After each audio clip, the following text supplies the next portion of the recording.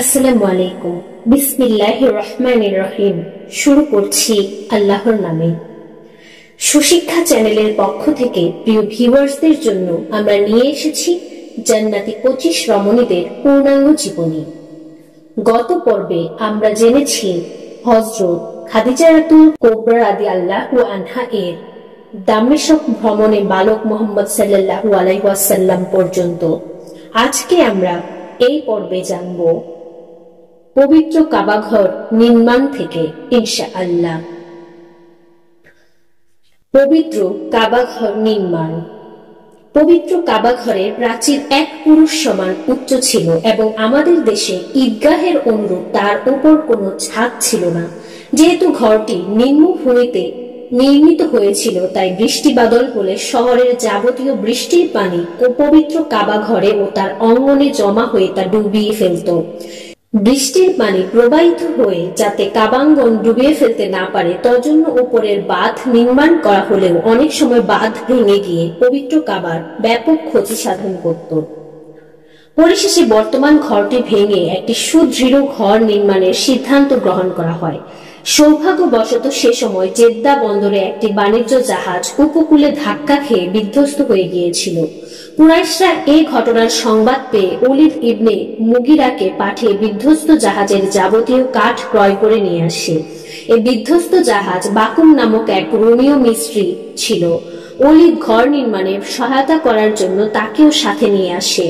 কুরাইশ বংশীয় সমুদয় লোকজন কাবাঘর নির্মাণে অংশগ্রহণ করেন। কুরাইশ বংশের প্রত্যেক শাখা পবিত্র কাবাঘরের এক একটি অংশ নির্মাণের দায়িত্ব নিয়েছিল, যাতে কোনো গোত্রই এই সম্মানজনক কাজে অংশগ্রহণের সম্মান থেকে বঞ্চিত না হয়। তজন্যই উপরোক্ত নিয়ম ও নীতি গ্রহণ করা হয়েছিল। কিন্তু ঘর নির্মাণান্তে হাজরে আসওয়াদ সংস্থাপন নিয়ে তাদের মধ্যে মতবিরোধ দেখা দেয়। প্রত্যেক গোত্রের প্রত্যেক নেতাই স্বহস্তে এই পাথর সংস্থাপন করতে ইচ্ছুক ছিল। এ বিষয়ে বাক বিতণ্ডা শেষ পর্যন্ত যুদ্ধের সূত্রপাত ঘটনার উপক্রম হয়। বহুকাল পূর্ব থেকে আরবে এই নিয়ম প্রচলিত ছিল যে যখন কোনো ব্যক্তি কোনো উদ্দেশ্যে সাধন করার জন্য নিজের জীবন বাজি রেখে শপথ গ্রহণ করত, তখন কোনো পেয়ালাতে রক্ত ভরে তাতে নিজের আঙ্গুল সমূহ ডুবিয়ে নিত। এই ঘটনার সময় কোনো কোনো দাবিদার এই পর্বটি পর্যন্ত উদযাপন করে। 4 দিন বিবাদ চলার পর পঞ্চম দিনে কুরাইশদের মধ্যকার সর্বাধিক বয়োজ্যেষ্ঠ ব্যক্তি উমাইয়া ইবনে মুগিরা ঘোষণা করলেন যে আগামীকাল ভোরে সর্বপ্রথম যে ব্যক্তি পবিত্র কাবাঘরে আগমন করবে তাকে আমাদের এই বিষয়ে মীমাংসা করার দায়িত্ব দেওয়া হবে।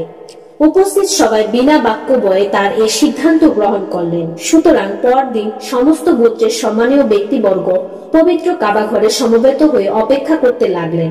বিশ্ব নিয়ন্তার অপূর্ব মহিমা বোঝা দেয়। সমবেত জনমণ্ডলী অত্যন্ত বিস্ময় ভরে দেখতে পেলেন মুহাম্মদ সাল্লাল্লাহু আলাইহি ওয়াসাল্লাম তাদের একান্ত কাঙ্ক্ষিত জন সর্বপ্রথম পবিত্র কাবাঙ্গনে প্রবেশ করলেন।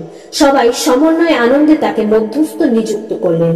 রাসূল পাক সাল্লাল্লাহু আলাইহি ওয়াসাল্লাম ইচ্ছা করলে নিজে একা এই কাজ সম্পাদন করে গৌরব লাভ করতে পারতেন, কিন্তু বিশ্বের করুণার আধার দয়ার প্রতীক তা করা পছন্দ করলেন না। তিনি প্রত্যেক গোত্রের একজন করে লোক এই কাজের জন্য নির্বাচনের প্রস্তাব দেন। এরপর রাসূল পাক সাল্লাল্লাহু আলাইহি ওয়াসাল্লাম একখানা চাদর বিছিয়ে প্রস্তরটি নিজ হাতে চাদরে রাখলেন। পরে নির্বাচিত নেতাগণকে চাদরের কোণ ধরে নির্দিষ্ট স্থানে উঠিয়ে নিতে বললেন। নির্দিষ্ট স্থানে উপনীত হলে তিনি নিজ হাতে পাথরটি কাবা প্রাচীরে রেখে দেন। সম্ভবত এই ঘটনার মধ্যে বিশ্ব নিয়ন্তার যে ইঙ্গিতই নিহিত ছিল যে আল্লাহ প্রদত্ত জীবন ব্যবস্থার পূর্ণতা তার মাধ্যমেই সাধিত হবে। এভাবে রাসূল পাক সাল্লাল্লাহু আলাইহি ওয়াসাল্লামের অভাবনীয় উদ্ভাবনী শক্তি ও কর্মপন্থার দরুন একটি মারাত্মক যুদ্ধের আশঙ্কা থেকে অব্যাহতি লাভ হলো। এরপর সবার সমবেত প্রচেষ্টায় ছাদ বিশিষ্ট ঘর রূপে পবিত্র কাবার নির্মাণ কাজ সমাপ্ত হলো।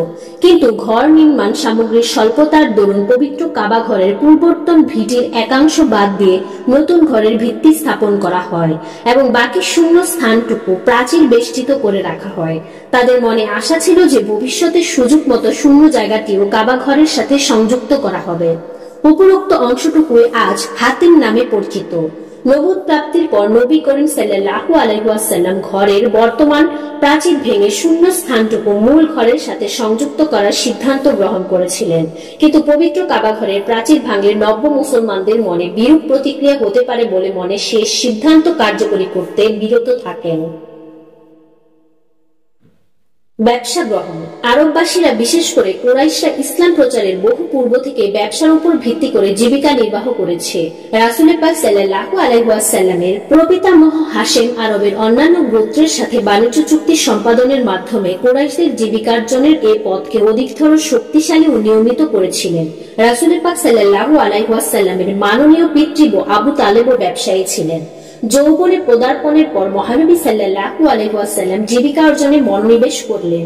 তখন উপরোক্ত কারণে ব্যবসা ছাড়া অন্য কোনো উত্তম পন্থা তার দৃষ্টিগোচর হল না।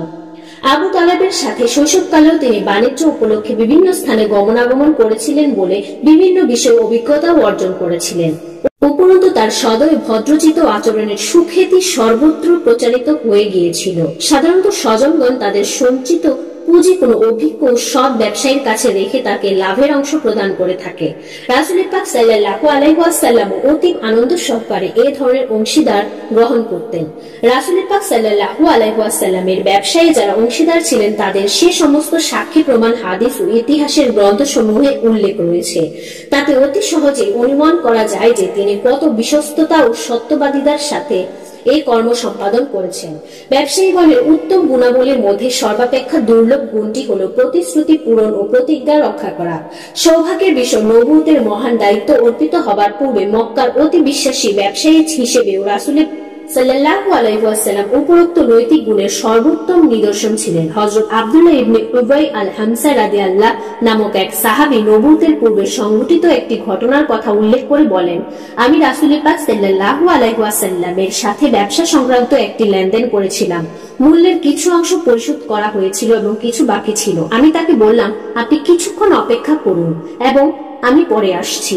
ঘটনার চক্রে 3 দিন পর্যন্ত আমি এই কথা ভুলে থাকি। তৃতীয় দিন প্রতিশ্রুত স্থানে উপস্থিত হয়ে রাসূল পাক সাল্লাল্লাহু আলাইহি ওয়াসাল্লামকে সেখানে অপেক্ষারত দেখতে পাই। কিন্তু আমার এই প্রতিজ্ঞা ভঙ্গের জন্য তার ললাটে কোনো বিরক্তি রেখা দেখিনি। শুধু এতটুকুই কথাই তিনি বললেন, তুমি আমাকে কষ্ট দিয়েছো। আজ 3 দিন যাবত আমি এখানেই তোমার অপেক্ষায় বসে রয়েছি। ব্যবসা বাণিজ্যের ক্ষেত্রে তিনি সর্বদাই লেনদেন অত্যন্ত পরিষ্কার রাখতেন। নবুয়ত প্রাপ্তির পূর্বেও ব্যবসা ক্ষেত্রে যাদের সাথে তার প্রতিদ্বন্দ্বিতা ছিল তারাও রাসূল পাক সাল্লাল্লাহু আলাইহি ওয়াসাল্লামের গুণের কথা অকপটে স্বীকার করেছেন। সায়েব নামক এক ব্যক্তি পবিত্র ইসলাম ধর্ম গ্রহণের পর যখন রাসূল পাক সাল্লাল্লাহু আলাইহি ওয়াসাল্লামের দরবারে হাজির হলেন তখন অন্যান্য সাহাবায়ে কিরাম তার খুব প্রশংসা করলেন। রাসূল পাক সাল্লাল্লাহু আলাইহি ওয়াসাল্লাম বললেন, আমি তাকে তোমাদের চেয়ে বেশি চিনি। সায়েব রাদিয়াল্লাহু বলেন, আপনার পদতলে আমার পিতামাতা উৎসর্গিত হোক। আপনি আমার ব্যবসায় অংশীদার ছিলেন এবং লেনদেনের ব্যাপারে আপনি অত্যন্ত পরিষ্কার পরিচ্ছন্ন ছিলেন। কখনো কোনো বিষয়ে টাল বাহানা করেননি। কায়স ইবনে সায়েব মাখজুমি নামক অন্য আরেকজন সাহাবী রাসূল কারীম সাল্লাল্লাহু আলাইহি ওয়াসাল্লামের ব্যবসায়ী অংশীদার ছিলেন। তিনিও সায়েবের রাদিয়াল্লাহর মতোই রাসূলের সাল্লাল্লাহু আলাইহি ওয়াসাল্লামের পরিষ্কার লেনদেনের জন্য প্রশংসা করেছেন। হযরত খাদিজা রাদিয়াল্লাহু আনহার সাথে পরিণয়। হযরত খাদিজা রাদিয়াল্লাহু আনহা একজন অত্যন্ত মর্যাদা সম্পন্ন ও সম্মানিত মহিলা হিসেবে সমগ্র আরবে পরিচিতা ছিলেন। তার ঊর্ধ্বতন পঞ্চম পুরুষ এবং রাসূল পাক সাল্লাল্লাহু আলাইহি ওয়াসাল্লামের ঊর্ধ্বতন পঞ্চম পুরুষ একই ব্যক্তি ছিলেন। তাই আত্মীয়তার দিক দিয়ে তিনি রাসূল পাক সাল্লাল্লাহু আলাইহি ওয়াসাল্লামের চাচাতো বোন হতেন। পূর্বে তার 2 বার বিয়ে হয়েছিল। তখন তিনি বিধবা ছিলেন। অত্যন্ত ভদ্র ও পুত্র পবিত্র চরিত্রের অধিকারিণী ছিলেন বলে তিনি সমস্ত আরবে তাহেরা নামে অভিহিতা ছিলেন। তিনি প্রচুর ধন সম্পদের অধিকারিণী ছিলেন। তাবকাতে ইবনে সাদ গ্রন্থে উল্লেখ করেছেন যে যখন মক্কার বাণিজ্য বহর কোথাও যাত্রা করত তখন দেখা যেত একা তার পণ্য সামগ্রী সমস্ত কুরাইশদের পণ্য সামগ্রীর সমান। রাসূল করিম সাল্লাল্লাহু আলাইহি ওয়াসাল্লামের 25 বছর পূর্ণ হয়েছিল। তিনি বিভিন্ন সামাজিক ও জনকল্যাণমূলক কাজে অংশগ্রহণের মাধ্যমে দয়ার প্রতীক ও আত্মের সেবক হিসেবে সমগ্র আরবে বিশেষ খ্যাতি অর্জন করেছিলেন। অধিকন্তু ব্যবসার মাধ্যমে স্বদেশের ও বিদেশের অসংখ্য মানুষের সাথে তার পরিচয় ঘটেছিল এবং লেনদেন ঘটেছিল। এভাবে সমগ্র আরবে ও পার্শ্ববর্তী অন্যান্য দেশে তার উত্তম আচরণ, সততা, সত্যবাদিতা, বিশ্বস্ততা, ন্যায়পরায়ণতা ও পবিত্র চরিত্রের কথা ব্যাপকভাবে প্রচারিত হয়েছিল। সমস্ত আরববাসী তার অকৃত্রিম চরিত্রের স্বীকৃতি স্বরূপ তাকে আল আমিন উপাধিতে ভূষিত করেছিলেন। হযরত খাদিজা তাকে পরিচালক নিযুক্ত করতে মনস্থ করলেন। তিনি হযরত রাসূলুল্লাহ সাল্লাল্লাহু আলাইহি ওয়াসাল্লামকে ডেকে তার পণ্য সামগ্রী দামেস্কে নিয়ে যেতে বিক্রয় করার প্রস্তাব করলেন। তিনি তিনি বলেন যে অন্যান্য লোককে এই কাজের জন্য যে পারিশ্রমিক দেওয়া হয় আপনাকে তার দ্বিগুণ দেওয়া হবে। রাসূল পাক সাল্লাল্লাহু আলাইহি ওয়াসাল্লাম খাদিজা রাদিয়াল্লাহু আনহার এই প্রস্তাব গ্রহণ করে তার পণ্য সামগ্রী নিয়ে বসরাভিমুখে যাত্রা করলেন। বসরা থেকে বাণিজ্য শেষে দেশে প্রত্যাবর্তনের 3 মাস পর হযরত খাদিজা রাদিয়াল্লাহু আনহার তার কাছে বিয়ের প্রস্তাব পাঠান। হযরত খাদিজা রাদিয়াল্লাহু আনহার পিতা বহু পূর্বে পরলোক গমন করেছিলেন, কিন্তু আমর ইবন আসাদ নামক তার এক পিতৃব্য তখনও জীবিত ছিলেন। নিজেদের বিয়ে শাদী সম্পর্কে কথাবার্তা বলার অধিকার আরব নারীগণের ছিল। এই অধিকার প্রাপ্ত বয়স্কা ও অপ্রাপ্ত বয়স্কা নির্বিশেষে সবাই ভোগ করত। হযরত খাদিজা রাদিয়াল্লাহু আনহার স্বীয় পিতৃব্য থাকা সত্ত্বেও নিজেই নিজের বিয়ের যাবতীয় কথাবার্তা পাকা করলেন। বিয়ের নির্দিষ্ট দিনে হযরত আবু তালেব, হযরত হামজা সহ বংশের অন্যান্য গণ্যমান্য ব্যক্তিবর্গকে সাথে নিয়ে হযরত খাদিজা রাদিয়াল্লাহু আনহার ঘরে গমন করলেন। 500 রৌপ্য মুদ্রা মোহরানা সাব্যস্ত হযরত আবু তালেব প্রিয় ভ্রাতুষ্পুত্র মুহাম্মদ সাল্লাল্লাহু আলাইহি ওয়াসাল্লামের বিয়ে হযরত খাদিজা রাদিয়াল্লাহু আনহা এর সাথে সম্পাদন করে দিলেন। হযরত খাদিজা রাদিয়াল্লাহু আনহা যে বাড়িতে বসবাস করতেন, বিখ্যাত ঐতিহাসিক তাবারির মতে সে বাড়িটি আজও তার নামে পরিচিত হয়। আমিনা মুয়াবিয়া রাদিয়াল্লাহু সেটি কিনে নিয়ে মসজিদে রূপান্তরিত করেন। রাসূল করিম সাল্লাল্লাহু আলাইহি ওয়াসাল্লামের সাথে বিয়ের সময় খাদিজা রাদিয়াল্লাহু আনহার এর বয়স ছিল 40 বছর। প্রথম দুস্বামীর ঔরসে তার 2টি পুত্র সন্তান এবং 1টি কন্যা সন্তান ছিল। রাসূল পাক সাল্লাল্লাহু আলাইহি ওয়াসাল্লামের সন্তান সন্ততিগণের মধ্যে একমাত্র হযরত ইব্রাহিম ছাড়া সবাই হযরত খাদিজা রাদিয়াল্লাহু আনহা এর গর্ভে জন্মগ্রহণ করেছিলেন। রাসূলুল্লাহ সাল্লাল্লাহু আলাইহি ওয়াসাল্লামের ব্যবসায়ী সীমা। মক্কাবাসীগণ সাধারণত বাণিজ্যিক কারণে দেশ ভ্রমণে অভ্যস্ত ছিল। রাসূল পাক সাল্লাল্লাহু আলাইহি ওয়াসাল্লাম নিজেও এই উপলক্ষে বিভিন্ন দেশ ভ্রমণ করেছিলেন। তার দামেস্ক ও বসরা ভ্রমণের কথা পূর্বেই বর্ণনা করা হয়েছে। উপরোক্ত স্থান ও দেশসমূহ ছাড়া অন্যান্য বাণিজ্য কেন্দ্রে তার গমনের কথাও প্রমাণিত রয়েছে। আরবের বিভিন্ন স্থানে বিভিন্ন ব্যবসা কেন্দ্র ও বাজার প্রতিষ্ঠিত ছিল। বিখ্যাত ঐতিহাসিক ইবনে সাইয়্যিদুন নাস সেগুলোর মধ্যে জামা আয়াত্তাহ নামক একটি ব্যবসা কেন্দ্রের নাম উল্লেখ করেছেন। হযরত খাদিজা রাদিয়াল্লাহু আনহা রাসূল পাক সাল্লাল্লাহু আলাইহি ওয়াসাল্লামকে ব্যবসা উপলক্ষে যে সমস্ত স্থানে পাঠিয়েছিলেন তন্মধ্যে ইয়ামনে অবস্থিত জারশ নামক বাণিজ্য কেন্দ্রটিও অন্তর্ভুক্ত। মুস্তাদরাকে হাকিম নামক গ্রন্থে উল্লেখ রয়েছে যে রাসূল পাক সাল্লাল্লাহু আলাইহি ওয়াসাল্লাম দুবার জালাসে গমন করেন এবং হযরত খাদিজা রাদিয়াল্লাহু আনহা তাকে প্রত্যেকবার পারিশ্রমিক হিসেবে একটি করে উট প্রদান করেছিলেন। আল্লামা জাহাবি মুস্তাদরাকে হাকিমের এই বর্ণনাটির সত্যতা স্বীকার করেছেন। নবুয়ত প্রাপ্তির পর আরবের প্রত্যন্ত এলাকা থেকে বিভিন্ন প্রতিনিধি দল রাসূল পাক সাল্লাল্লাহু আলাইহি ওয়াসাল্লামের দরবারে আগমন করেছিলেন। বাহরাইনের আব্দুল কায়স পুত্রের প্রতিনিধি দলটি যখন তার সামনে উপস্থিত হলেন, তখন তিনি বাহরাইনের প্রত্যেকটি এলাকার নাম নিয়ে সেগুলোর খবরাখবর জিজ্ঞেস করেন। প্রতিনিধি দলের লোকজন বিস্মিত হয়ে জিজ্ঞেস করেছিলেন যে আপনি আমাদের দেশের সংবাদ আমাদের চাইতে বেশি জানেন। রাসূল পাক সাল্লাল্লাহু আলাইহি সাল্লাম বলেন, আমি বহুবার তোমাদের দেশ ভ্রমণ করেছি। ইউরোপীয় ঐতিহাসিক গণের মধ্যে যারা দিব্য জ্ঞানে বিশ্বাসী নয়, তারা এই কথা প্রমাণ করতে অত্যন্ত আগ্রহান্বিত যে বিভিন্ন দেশ ভ্রমণের মাধ্যমে রাসূল পাক সাল্লাল্লাহু আলাইহি ওয়াসাল্লাম এই ধরনের জ্ঞান গরিমা অর্জন করেছিলেন। ইলমে জাহিরের পণ্ডিতগণের পক্ষে সাহিত্য ও হাদিস শাস্ত্রে পাণ্ডিত্য অর্জনের জন্য আরো বহু সময়ের প্রয়োজন। যখন তারা ইলমে গায়েব শাস্ত্র সম্পর্কে পাণ্ডিত্য অর্জন করতে সমর্থ হবেন, তখন বর্তমানের অজ্ঞতাপূর্ণ মন্তব্যের জন্য নিজেরাই লজ্জা পাবেন। বিশিষ্ট বন্ধু বান্ধব।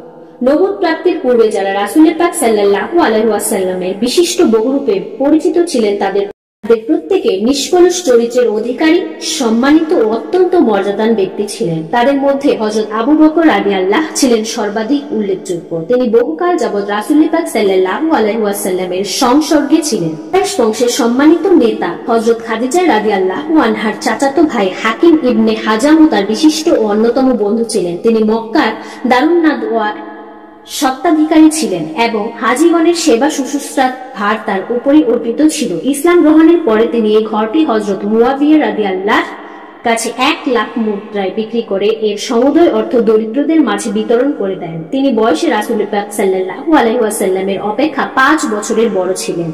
হযরত হাকিম ইবনে হাজাম যদিও 8ম হিজরি পর্যন্ত ইসলাম গ্রহণ করেননি, তবুও রাসূল পাক সাল্লাল্লাহু আলাইহি ওয়াসাল্লামের প্রতি তার অগাধ ভালোবাসা ছিল। একদিন পবিত্র কাবা ঘর প্রাঙ্গণে কিছু জিনিসপত্র নিলামে বিক্রি হলো। সেগুলোর মধ্যে অত্যন্ত উত্তম এক জোড়া কাপড় ছিল। তিনি 50টি স্বর্ণ মুদ্রায় সেই কাপড়টি কিনে রাসূল পাক সাল্লাল্লাহু আলাইহি ওয়াসাল্লামকে উপহার দেওয়ার জন্য মদিনায় গমন করেন। রাসূল পাক সাল্লাল্লাহু আলাইহি ওয়াসাল্লাম বলেন, আমি মুশরিকদের উপহার গ্রহণ করি না, কিন্তু তুমি যদি এটি আমাকে দিতেই চাও তাহলে এর মূল্য নিতে হবে। অগত্যা মূল্য গ্রহণ করেই তিনি তার রাসূল পাক সাল্লাল্লাহু আলাইহি ওয়াসাল্লামকে দিয়ে এসেছিলেন। আজদ গোত্রের হযরত জামাত ইবনে সালাবা ছিলেন তার আরও একজন বিশিষ্ট বন্ধু। অন্ধকার যুগে তিনি চিকিৎসা ও অস্ত্রোপচারের ব্যবসা করতেন। রাসূল পাক সাল্লাল্লাহু আলাইহি ওয়াসাল্লামের নবুয়ত প্রাপ্তির পর তিনি একদিন মক্কায় এসে দেখলেন যে হযরত মুহাম্মদ সাল্লাল্লাহু আলাইহি ওয়াসাল্লাম কোথাও যাচ্ছেন এবং তার পিছনে একদল ছেলে ছোকরা হইচই করছে। মক্কার অধিবাসী কাফেররা তাকে পাগল বলে প্রচার করে। হযরত জামাত রাসূল পাক সাল্লাল্লাহু আলাইহি ওয়াসাল্লামের পিছনে বাচার কিশোরদের হইচই করতে দেখে তিনিও তাকে উন্মাদ মনে করলেন এবং কাছে এসে বলেন, মুহাম্মদ, আমি তোমার চিকিৎসা করতে পারবো। একথা শুনে রাসূল পাক সাল্লাল্লাহু আলাইহি ওয়াসাল্লাম আল্লাহ পাকের গুণাবলীর পর অত্যন্ত হৃদয়স্পর্শী ভাষায় কিছু বলার পরে তিনি মুসলমান হয়ে যান। ইমাম মুসলিম ও ইমাম নাসাই সংক্ষিপ্তভাবে এই ঘটনাটি বর্ণনা করেছেন। যারা রাসূল পাক সাল্লাল্লাহু আলাইহি ওয়াসাল্লামের সাথে ব্যবসা বাণিজ্যে অংশীদার ছিলেন এর মধ্যে কায়েস ইবনে সায়েব রাদিয়াল্লাহু ছিলেন অন্যতম। বিখ্যাত তফসিকার মুজাহিদ ইবনে জাবুর তারই দাস ছিলেন। তিনি উল্লেখ করেছেন যে ব্যবসায়ের অংশীদারগণের সাথে রাসূল পাক সাল্লাল্লাহু আলাইহি ওয়াসাল্লামের ব্যবহার ছিল অতি উত্তম ও উদার। কখনো তাদের সাথে কোনো বিরোধ বা মনোমালিন্যের সৃষ্টি হয়নি।